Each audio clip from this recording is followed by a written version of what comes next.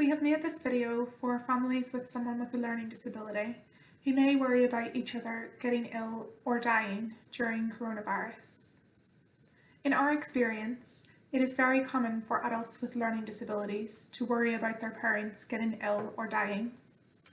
This is natural, as for many of us, not just those with a learning disability, our parents are the main source of love and practical and emotional support. The pandemic may be increasing these worries for people with a learning disability, as they may be picking up messages in the media about death or illness.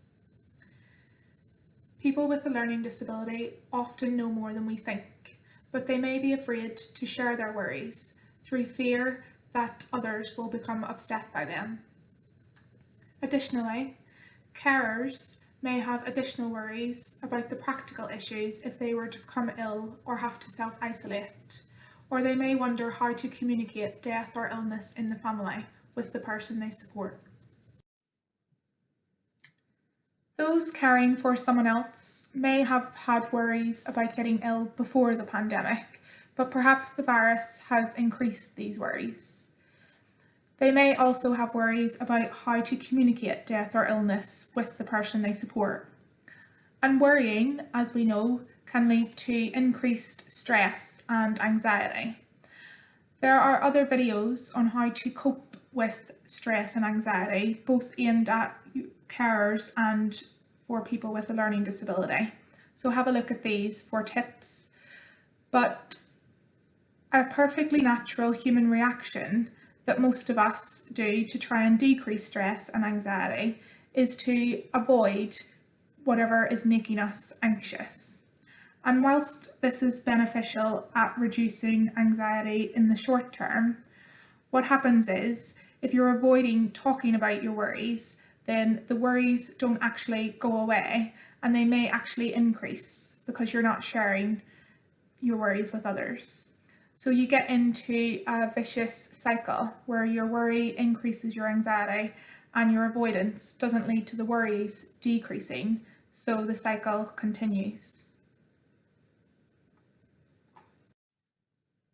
So if we think about how normal avoidance is, it's actually pretty normal and it's quite a natural human reaction to anxiety.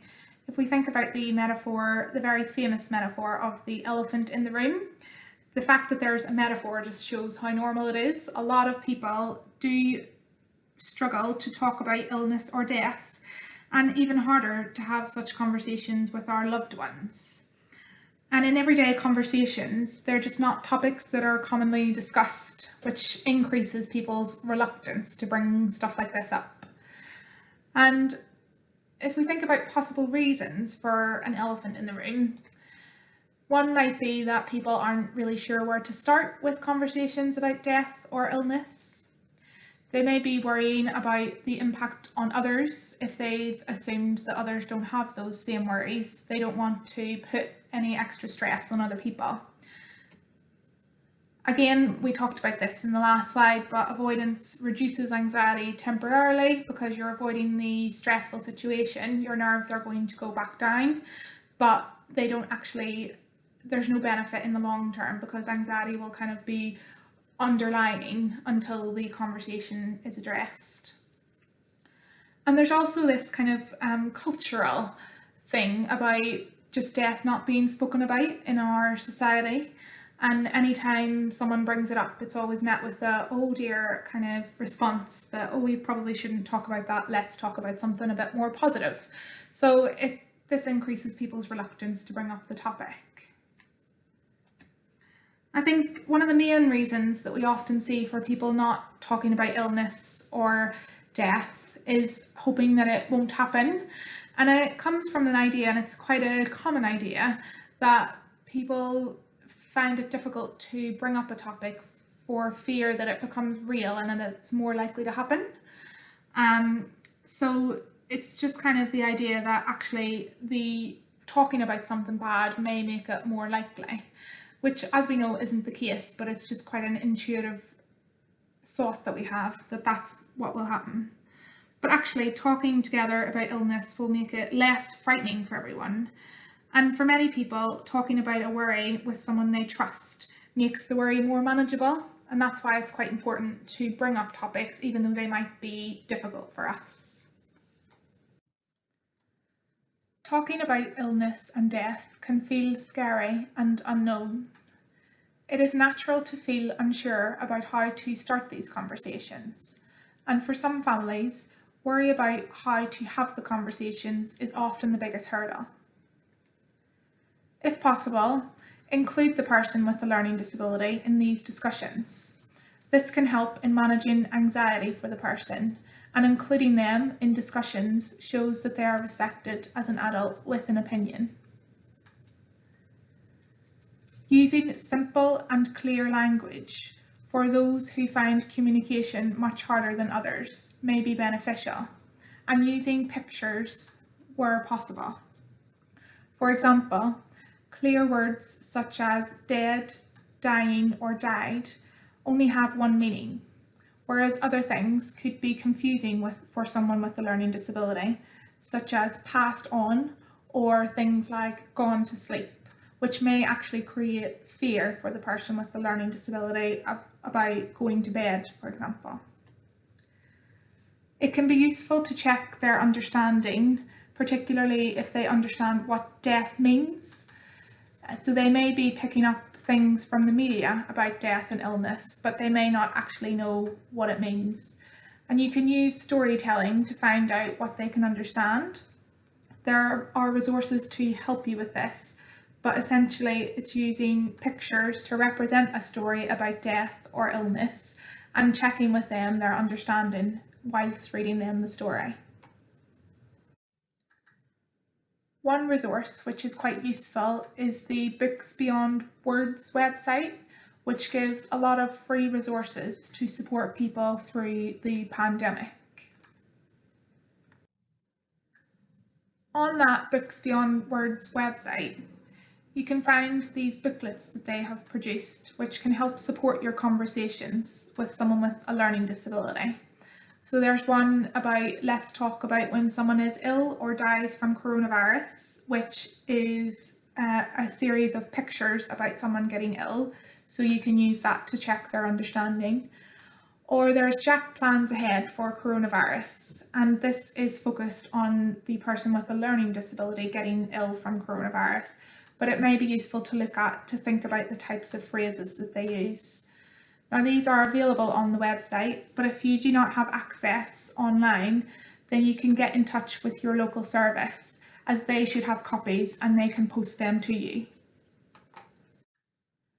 A good way to manage your anxiety is by planning ahead. And one way to do that is contingency planning.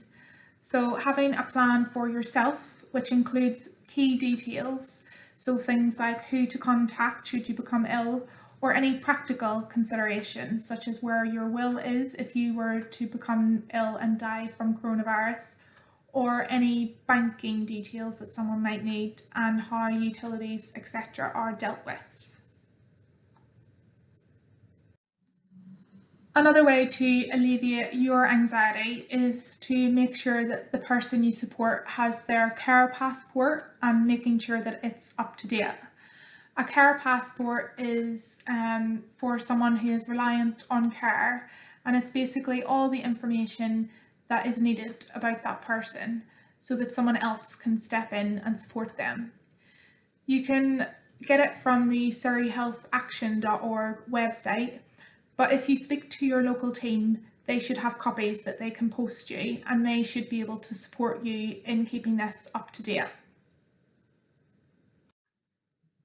As you can see, it has lots of details on there, including people's medication, how they communicate, so thinking about ways that they communicate, and also maybe thinking about key phrases, any food allergies, or whether they need help with eating or drinking, how they demonstrate that they're in pain and how to support with pain, any other medical conditions, or how they take their medication, for example. As you can see, it just goes on. So these are the next few pages, and you can see how detailed it is, and it's just making sure that you've covered everything. And finally, it just talks about things that are important to the person with the learning disability that you support, and as well as their likes and dislikes, and anything else in their history that you think it would be important for someone to know. And I thought it might be useful to include some charities that may be able to support you if you're struggling to communicate death or illness with the person you support. And these can be used in addition to your local team. So you have Build, which offers free resources, so PDF, documents and webinars. I've included their website and their phone number, but if you can't access their website, feel free to contact your local team who may be able to print off some of the resources for you. The National Autistic Society is another charity. They have a helpline and they offer impartial, confidential information, advice and support to people with autism and their families and carers. So it could be useful to speak to them. And the Challenging Behaviour Foundation at the bottom there, again, I've included their website, and they have a support group for families supporting someone with severe learning disability whose behaviour may challenge. I hope this video was helpful. The important thing to remember is the benefits that having a conversation about death or illness may have for someone, and the possible anxiety associated with avoiding such conversations. Whilst the person with the learning disability may imply that they do not have worries about illness or death, it may be that they are reluctant or unable to communicate these worries. The key message here is that talking about bad things doesn't make them happen, but having open and honest conversations may make them less frightening.